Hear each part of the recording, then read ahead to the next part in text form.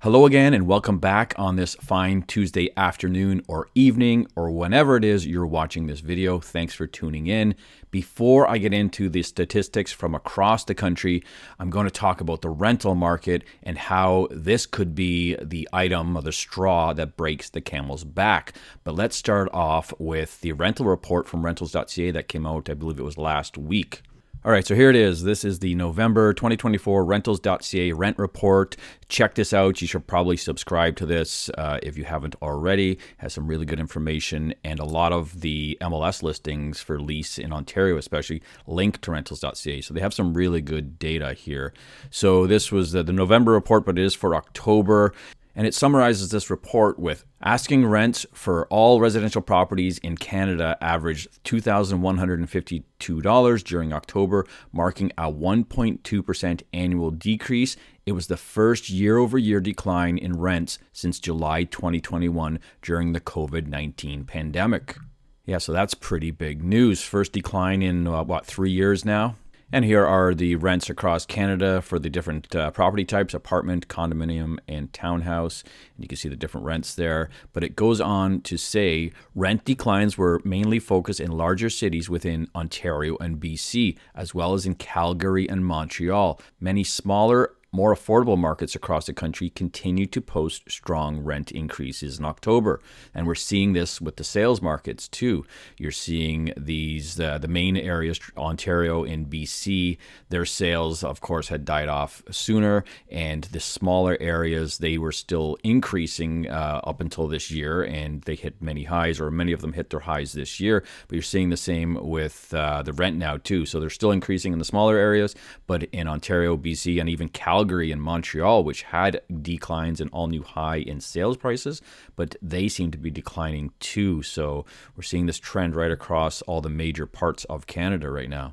Rent growth in Canada has been consistently slowing since the summer, with the latest decline representing a sharp reversal from the 9.3% annual increase posted in May. And here you have the rent prices here going back to 2019, and I actually have them charted here. So let's get into my charts.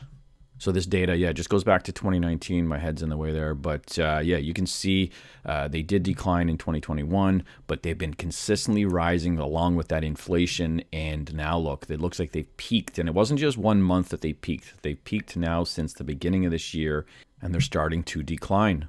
So this next slide here is the total number of lease listings, condos, and freehold on the Toronto Real Estate Board, which is almost half the realtors in Canada are on this board. And look at 2024, way above the other, over 160,000 new lease listings this year. And this is only up until the end of October. So still 2 months to go, and they've outpaced any other year in the last decade.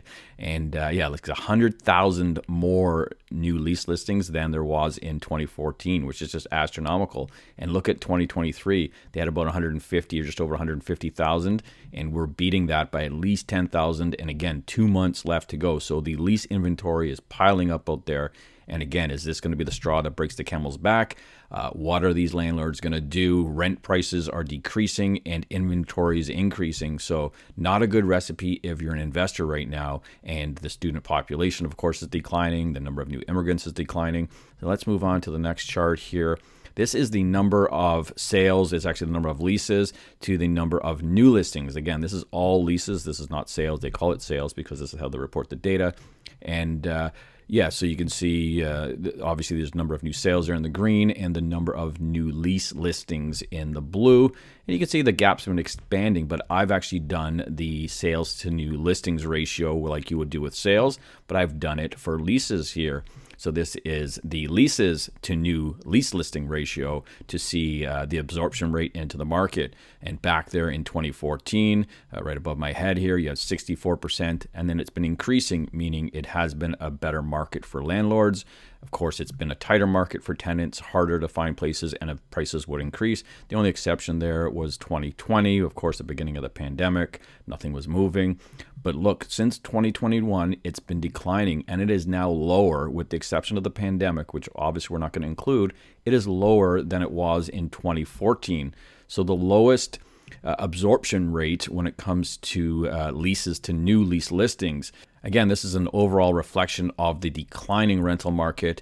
Now, you can't compare this to the sales to new listing ratio. That would obviously be a lot lower. Leasing is always higher. Even in bad markets, you're still well above 50%, whereas in sales, you'd be down to 30%, as we saw in September with the sales. So yeah, again, not good for the lease market right now. It's just been so saturated with inventory from all the investors, and now those chickens are coming home to roost, I guess, is what's happening. Now, the government and the Bank of Canada, they know what's going on. They keep talking about this soft landing. Chrystia Freeland just talked about it this week. The Bank of Canada talked about it in their latest report when they did their latest rate cut. And if you think about, they're talking about a future event. So they know something's going to happen, but they're trying to downplay it, saying, well, it's going to be a soft landing. So we're coming in for a landing of some kind. It hasn't reached us yet. We're not out of the woods, because they're talking about a future event.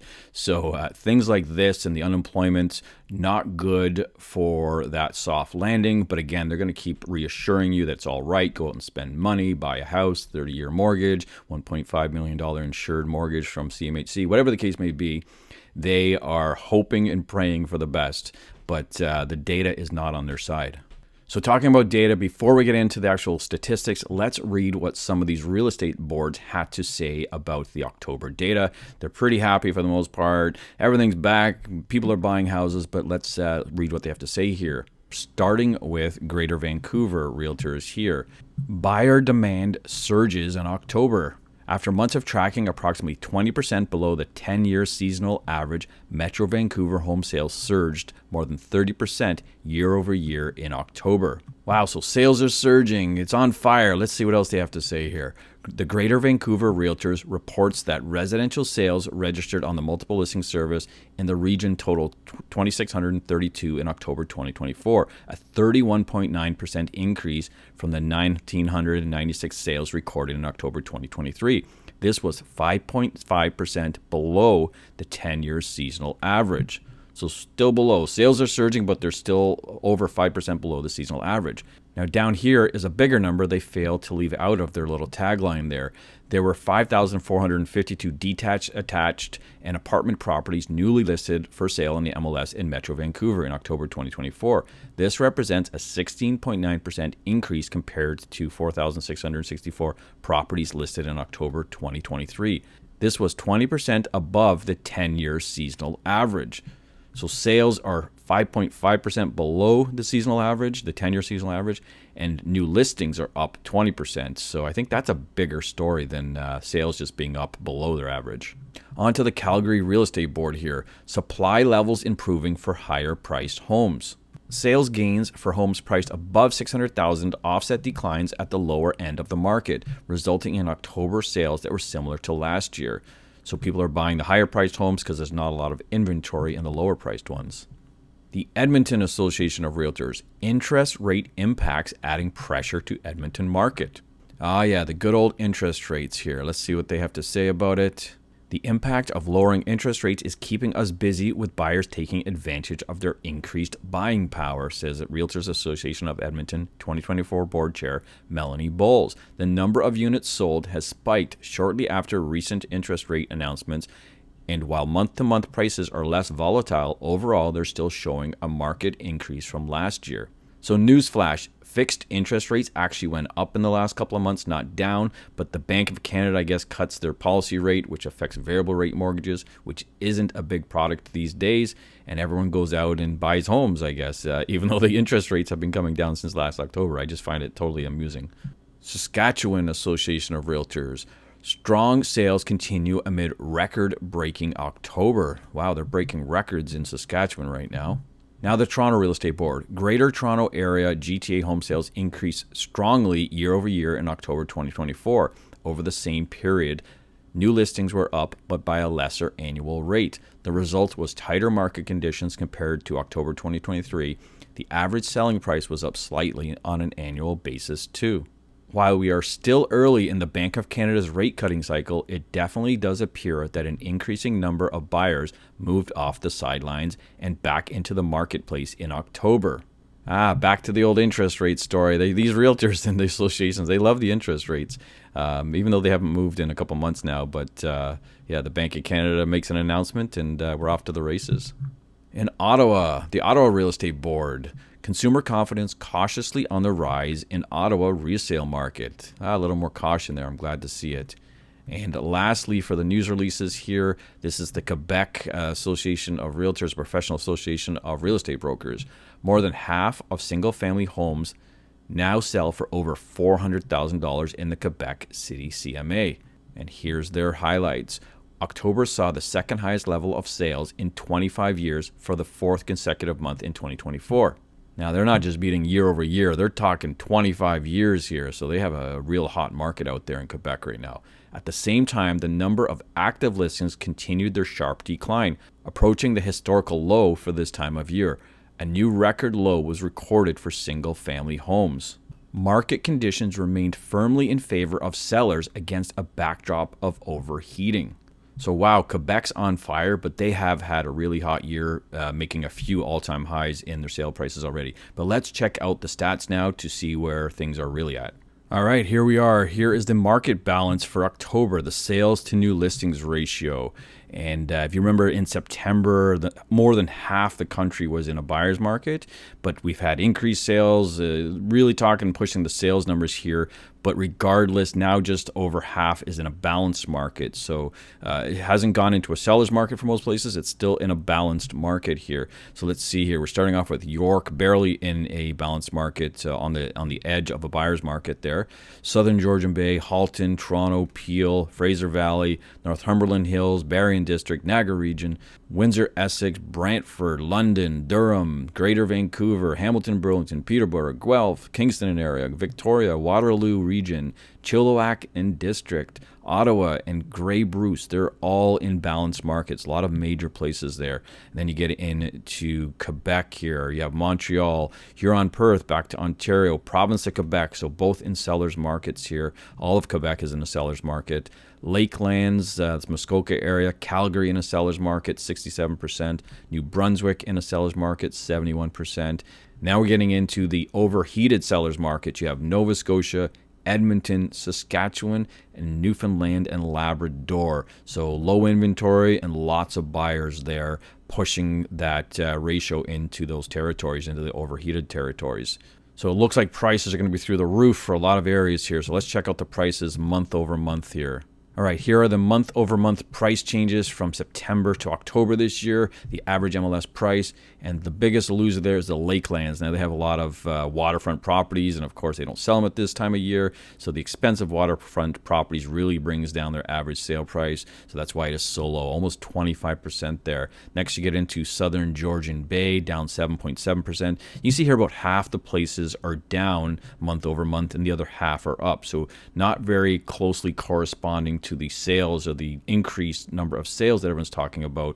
And again, you don't hear them talking about the prices much. You hear them talk about that sales activity. But regardless, Northumberland Hills down 4%. Halton region, big region there, down 3.4%. Berrien District down 3.3%. Peel region, Brampton area, huge area, down 2.9%.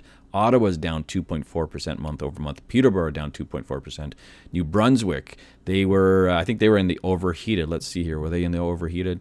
So, no, they weren't, but they were in almost on the edge of it. They were 71% sales to new listings ratio, but their prices are still down 1.6% month over month. London area down 1.4%. Saskatchewan down 1.2%.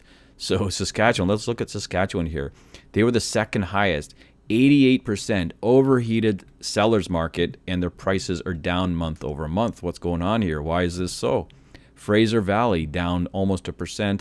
Waterloo region, Greater Vancouver, Grey Bruce, Montreal, Calgary, not much change there. But if you look at, again, let's look at Montreal and Calgary, a couple of big areas. And Edmonton, look at Edmonton. They had a zero. They had no price growth in October, month over month. But looking here, they're all on the thing. Edmonton's on it, Calgary's on it, Montreal's on it. So they're all in sellers or overheated sellers markets, but no price growth month over month, which is very odd here.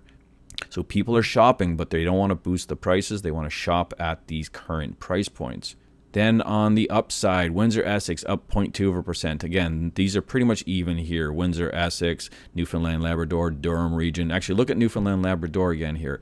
barely up, like pretty much the same as September, but they are the number one place, 91% sales to new listings ratio. Super overheated there, seller's market, but prices haven't moved. All these places less than 1%. Durham region, Guelph, province of Quebec, barely up 1%. Nova Scotia up 1.1%. Niagara region, where I'm from, up 1.2%. Then you have York region up 1.5%. Hamilton, Burlington up 2%. Toronto up 3.3%. Victoria up 3.9%. Chilliwack District up 4.1%. Huron, Perth up 4.8%. Brantford up 5%, and Kingston and area up 8.1%. So no big major areas really in those big month-over-month increases. We've had a lot of decreases and a lot of 1% and stuff. So those increased sales aren't translating into increased prices at this point in time. Moving on to the percent change from the peak and the average MLS price as of October 2024. Of course, I go through this every month here. Peterborough, Durham region, Northumberland Hills, Georgian Bay, a lot of outlying areas there, except for Durham region's a pretty big area. All 25 to 28% down. London area, Waterloo, Grey Bruce, Brantford, 22, 23, 24% down. Berrien District, Lakelands, Peel region, Halton region, 20 to 22% down from their peaks. Fraser Valley, Windsor, Essex, Hamilton, Burlington, Niagara region down 17 to 20%. York, Guelph, Kingston and area, Chilliwack District down 13 to 17%. And then you have Huron and Perth, Ottawa, Victoria, Toronto down 7.5 to 12%. Greater Vancouver down 7.4%. Newfoundland and Labrador down 6.7%. New Brunswick down 5.3%. So not reaching those all new highs, even though sales are out of control in that area. Same with Nova Scotia, super high sales for last month, but still down 5.1% from their peak. Saskatchewan didn't reach a new peak, even though it had a record-breaking sales there, down 2.4%. Calgary, almost at their peak. They reached again this year, but again, still down 0.3%. Montreal, prices or sales were out of control there, but still down 0.3% from their peak. Edmonton, pretty much even. Well, Montreal's pretty much even too. And then you have province of Quebec as a whole. So Montreal's down a bit, but the province of Quebec out in these outlying areas, Trois-Rivières, I don't know if there's a language barrier out there. They don't know what's going on with the rest of the country. Just kidding, Quebec, I love you guys. But yeah, it's they're making new highs there, so it's pretty crazy. Now let's look at the dollar amounts in those same stats there. Durham region, look at those losses there, $340,000. I'm like a broken record. Every month I say this with Durham. Halton region, $319,000. They're down from their peak. Peel region down $286,000. Southern Georgian Bay down $273,000. Fraser Valley down $263,000. York down $261,000. Peterborough down $251,000. Northumberland Hills down $241,000. Same with Waterloo region. Lakelands down $234,000, which is a drop in the bucket for those guys out there. They got $1 million cottages on the lake.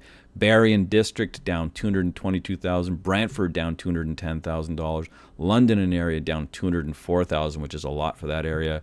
Hamilton, Burlington down $191,000. Grey Bruce, Owen Sound down $186,000. Guelph down $173,000. These are big numbers here. Niagara region down $150,000, $149,000 from their peak. Windsor, Essex $140,000. Chilliwack District $118,000. Victoria down $115,000. Not bad for them. That's like 10% or so. Kingston and area down $113,000. Greater Vancouver down $100,000, which again is like 5%. Toronto down $95,000, same for them, nothing. It's like a night out for them over there. Huron, Perth down $91,000. Ottawa down $88,000. Nova Scotia down $24,000. Newfoundland and Labrador down $23,000.